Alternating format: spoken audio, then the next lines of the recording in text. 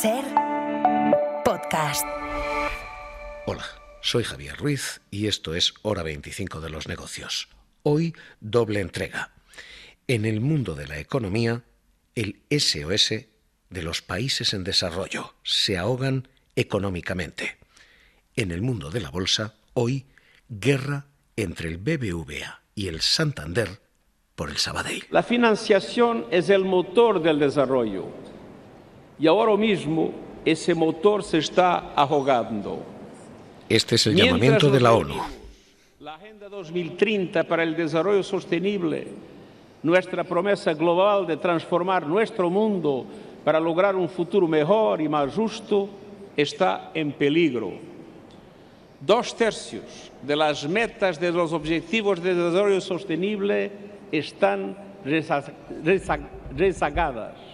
Es Antonio Guterres. Son las Naciones Unidas, dejando claro que los países en desarrollo se ahogan en un mar de deudas y de abandono, que los flotadores, la ayuda internacional, no llega y que las anclas, los lastres, son cada vez mayores. Esta es la fotografía que hoy deja esa cumbre para el desarrollo que está teniendo lugar en Sevilla y en la que parece estar hablándose de muchas cosas, corrupción, reacciones, gobierno, pero esto es realmente lo importante. Así que hoy vamos a hacer repaso de este SOS, porque este SOS que está pidiendo el mundo en desarrollo es probablemente una de las cuestiones más importantes que hemos jugado en economía en las últimas décadas. Empezando por los flotadores financieros, por la ayuda internacional, porque esa ayuda está cayendo. El déficit de financiación anual, lo que esos países necesitan, ha pasado de ser 2,5 billones de dólares antes de la pandemia, ya estábamos mal, 2,5 billones, a estar peor. Hoy son necesarios 4 billones de dólares. Los países han ido recortando y recortando esas ayudas y frente al compromiso del 0,7% de ayuda al desarrollo que teníamos, el 0,7% que pintaba Forges hace 20 y 30 años, la ayuda al desarrollo de la OCDE se ha quedado en el 0,33%, no el 0,7%, el 0,33% en el conjunto de esos países. Last year, development aid worldwide stood at just over $200 billion. The Sustainable Development Goals annual investment gap, as Pedro Sánchez said, is in the trillions of dollars. 212.000 millones de dólares, decía Ursula von der Leyen, se comparten cuando es necesario mucho, mucho más. SDGs, we did it before we gavelled on the SDGs. We wanted financing for development and a commitment to that.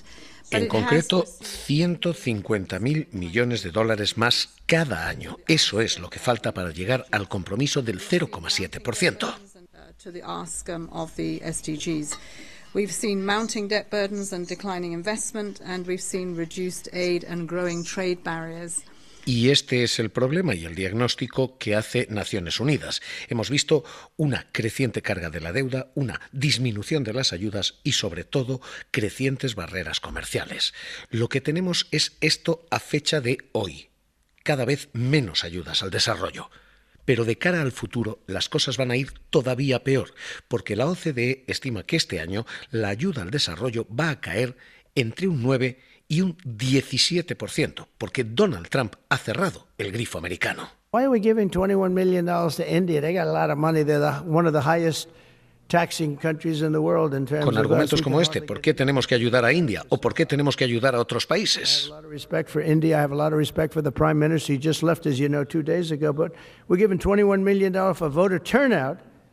Les estamos dando demasiado dinero, por ejemplo, para que voten. Este es el argumento de Trump. Así que, ¿qué está ocurriendo ahora mismo? Que no hay ayudas, no hay flotadores y que el mundo en desarrollo se ahoga. No solo es Estados Unidos.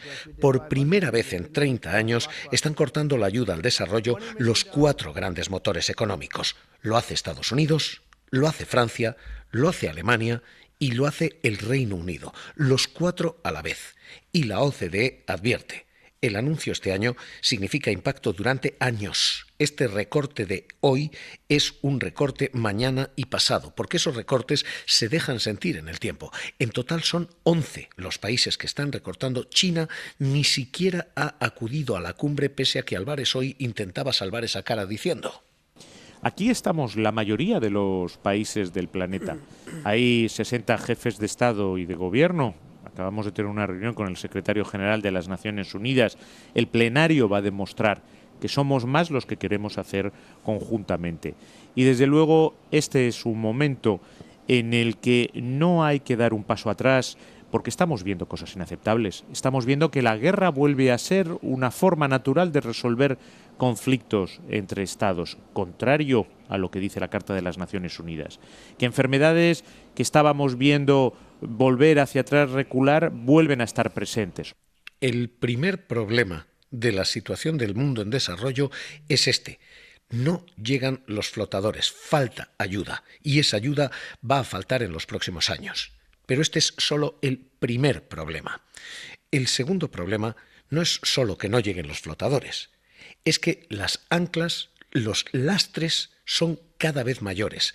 La deuda que soportan esos países es ya claramente insoportable. Decía hoy, por ejemplo, la presidenta de Honduras.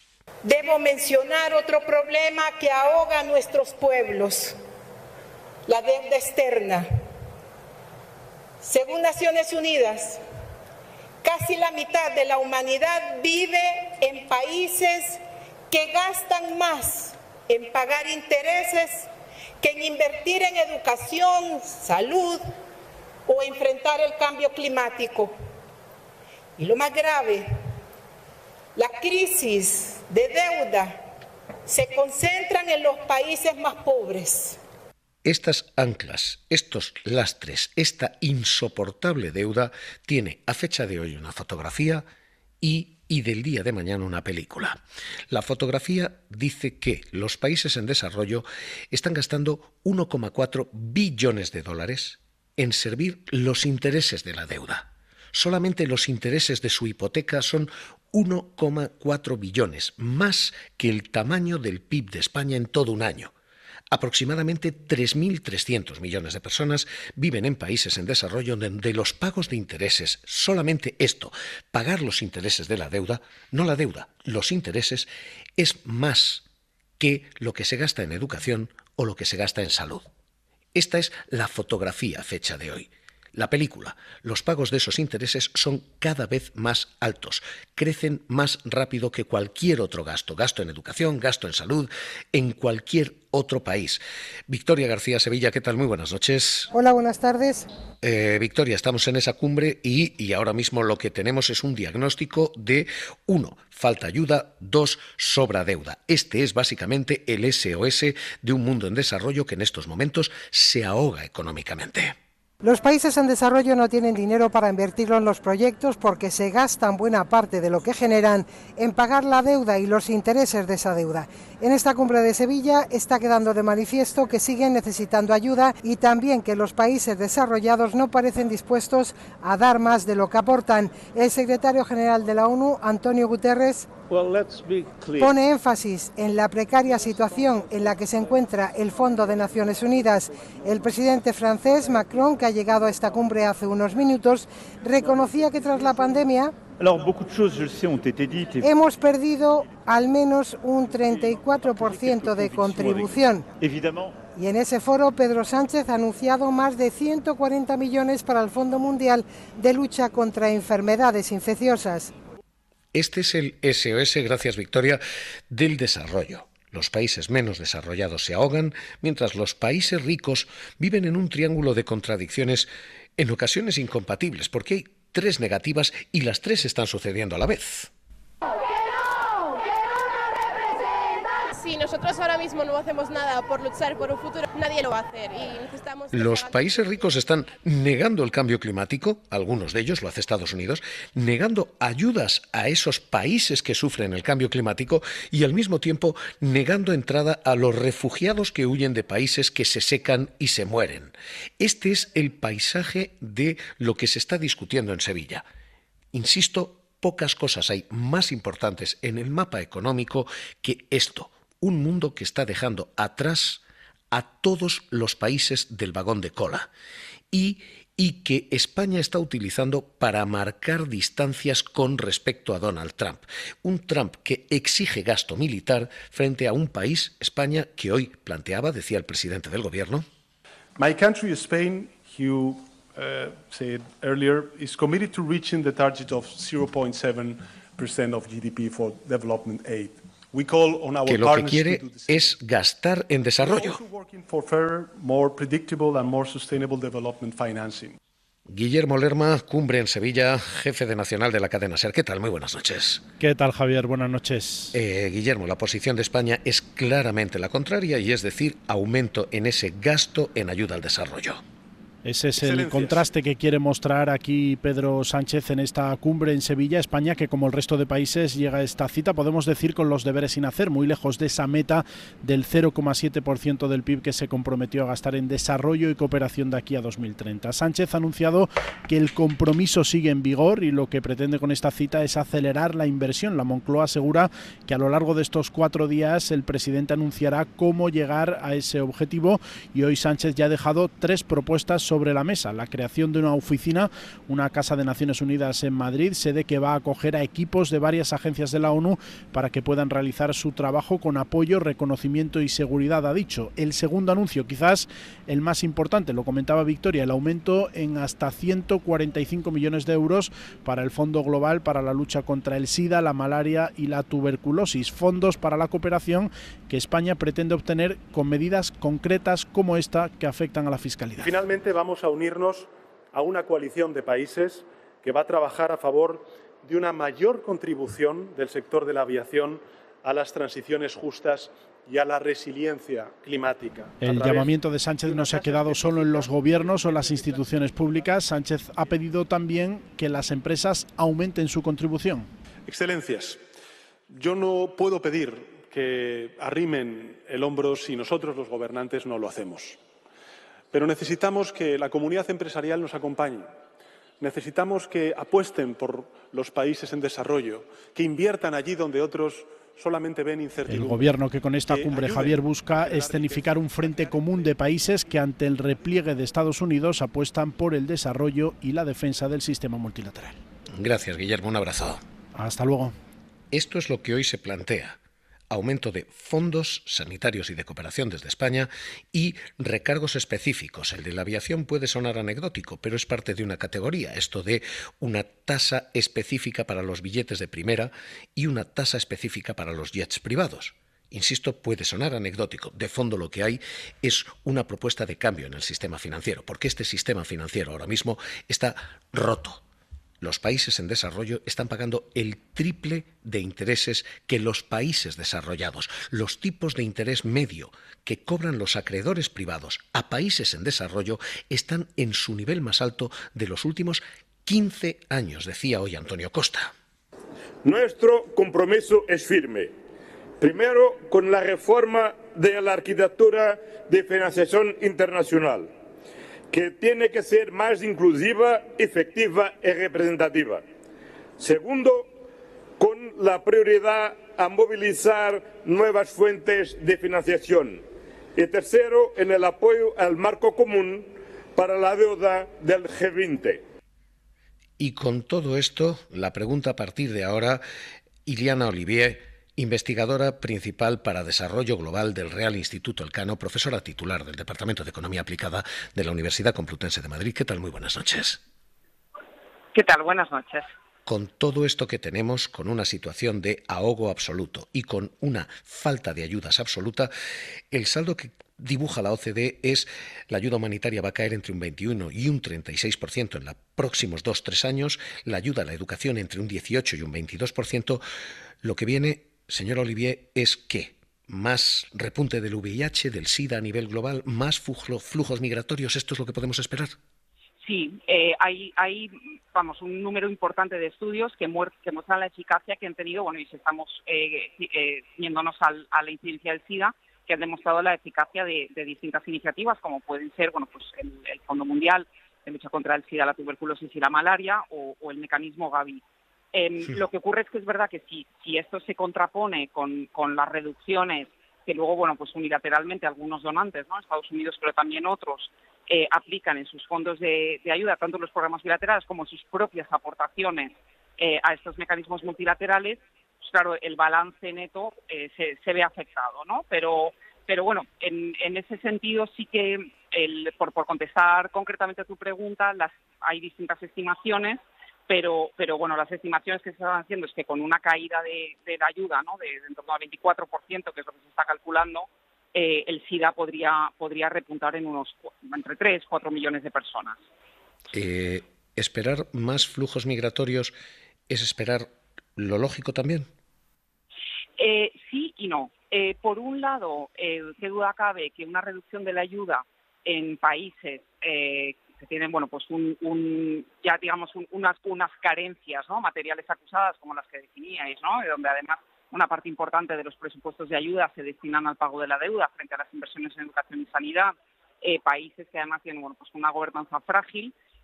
Una reducción de la ayuda puede desencadenar bueno, pues todo tipo de problemas internos que acaben generando desplazamientos de población. Lo que sí es cierto es que es frecuente que esos desplazamientos de población sean intranacionales o intrarregionales, es decir, no tienen por qué generar olas migratorias fuera de la región, a menos que se deriven en conflicto y entonces de lo que estemos hablando sean de flujos de refugio, pero por lo general las migraciones, digamos, más bien aumentan cuando mejora la renta per cápita de los países socios, es decir, que lo que suele generar, lo que suele ser un factor de salida es más bien una mejora de las condiciones, una renta de los hogares, más que todo lo contrario.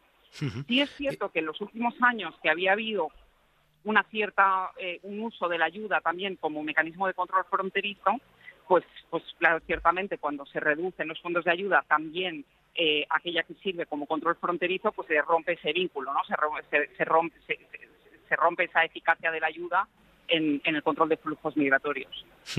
Queda una última clave. Todo esto que estamos diciendo es lo que negocia Naciones Unidas y quienes están allí. El gran ausente es Estados Unidos. La falta de apoyo, la falta de ayuda de Estados Unidos hace que esta situación, estas carencias, ya no sean una coyuntura, que esto se convierta en algo permanente.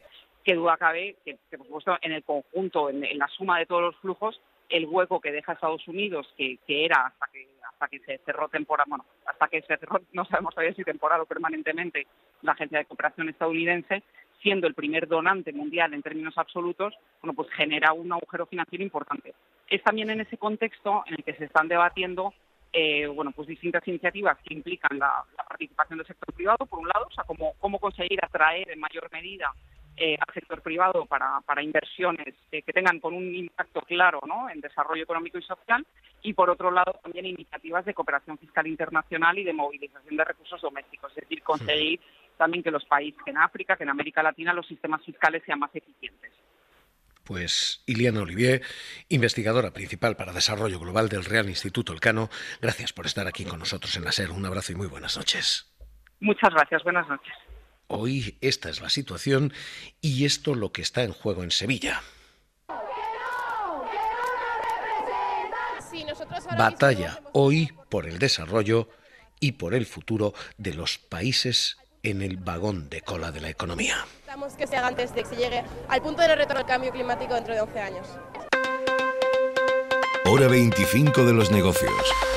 Cadena SER. BBVA sigue adelante con la operación con Banco Sabadell. A pesar de la condición impuesta por el Consejo de Ministros, el proyecto crea un enorme valor para los accionistas de ambas entidades. Este es el anuncio de BBVA. Adelante con la OPA. Sigue con ella una operación que hoy deja movimientos bancarios de todo tipo. Jordi Fábrega, ¿qué tal? Muy buenas noches.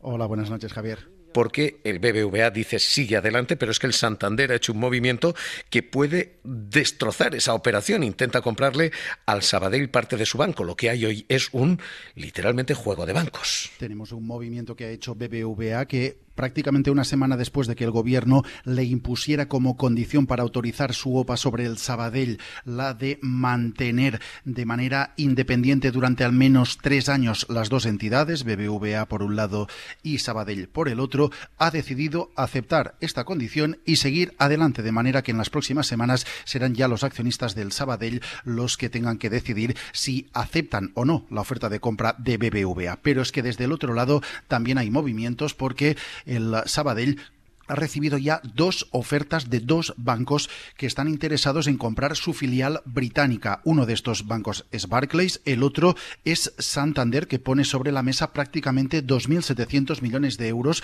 para quedarse con TSB, que es el nombre de esta filial británica del Sabadell, una filial que compró hace 10 años y que durante este periodo le ha dado más de un quebradero de cabeza. El Consejo del Sabadell tiene que reunirse en las próximas horas o días para decidir si acepta o no vender esa filial británica. Hoy BBVA dice adelante.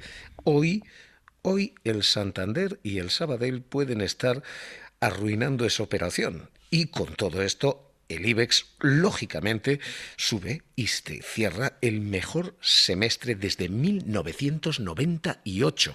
Alejandro Vázquez, ¿qué tal? Muy buenas noches. ¿Qué tal? Buenas noches. Movimiento aquí.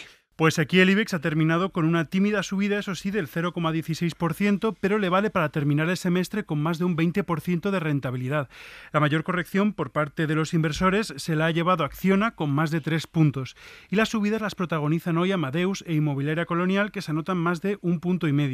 E Indra, que también sigue al alza y hoy suma un 5%. El resto de bolsas europeas cierran en rojo, con caídas de hasta medio punto, excepto la bolsa italiana, que termina el lunes de manera similar al IBEX. Manuel Pinto, analista de mercados, ¿qué tal? Muy buenas noches. Hola, ¿qué tal? Buenas noches y encantado. Sabadell primero. El Sabadell puede deshacerse de su filial británica y puede arruinar la operación, y ahora mismo ya tiene Barclays, tiene al Santander. ¿Sabadell gana o gana? Bueno, yo creo que ganar al final lo que se merecen los inversores y los accionistas de Sabadell es poder decidir. Yo creo que ahí estaríamos hablando de que ganan realmente los accionistas y que puedan tomar las mejores decisiones que puedan adoptar según las circunstancias actuales. La verdad es que para nosotros creíamos que un movimiento en la OPA de BBVA sobre Sabadell tenía todo el sentido del mundo, y para nosotros era más que positivo. El banco fusionado de ambas entidades, que podría pues tener desde luego una situación mucho más cómoda que cada uno de ellos a nivel individual. Sin embargo, ahora mismo, tras los últimos movimientos del Gobierno y estos obstáculos que hemos conocido en los últimos días, carece de tanto sentido. Veremos a ver realmente qué es lo que deciden finalmente y cómo transcurre este posible venta de TSB, ya que para nosotros pues no sabemos si estamos en plazos. Hay que recurrir a los accionistas, que puedan decidir si se vende o no, y por último que puedan decidir si acuden o no a la OPA de BBVA. O sea que ahora mismo el BBVA sigue adelante. Otra cuestión es si debiera seguir adelante. Efectivamente, para nosotros carece ya de algo de sentido. Sí que lo veíamos, como digo, muy positivo. Al final, pues hemos visto los resultados mínimamente del último trimestre, por ejemplo, en partidas como el margen de intereses, que ha sido mucho más alto en BBVA. Lo hemos visto en las comisiones cobradas, lo vemos en los ratios de rentabilidad, en principales ratios como el ROE, el ROTE o el ROA, en los que han sido mucho mejor BBVA que Sabadell en los últimos trimestres. Sin embargo, pues vemos en Sabadell una mejora de la liquidez. Como decíamos, para nosotros pueden venir movimientos importantes en los mercados de volatilidad, y un banco fusionado de ambas entidades podría desenvolverse de la mejor manera posible. Además, hay que tener en cuenta la diversificación, ya no solo depender de una región como es España, sino también tener otras regiones clave, como es el caso de México o en Latinoamérica, países donde estamos viendo crecimientos importantes y posibilidad de tipos más altos que les beneficien en sus ingresos. Pues analista de mercados Manuel Pinto, gracias por leer con nosotros hoy este juego de bancos. Un abrazo, muy buenas noches. Buenas noches y gracias a vosotros. Así cerramos hoy este doble capítulo. Hoy, primero, está la batalla por el desarrollo y segunda, la batalla por la banca. Hora 25 de los negocios, cerramos. Para no perderte ningún episodio, síguenos en la aplicación o la web de la SER, Podium Podcast o tu plataforma de audio favorita.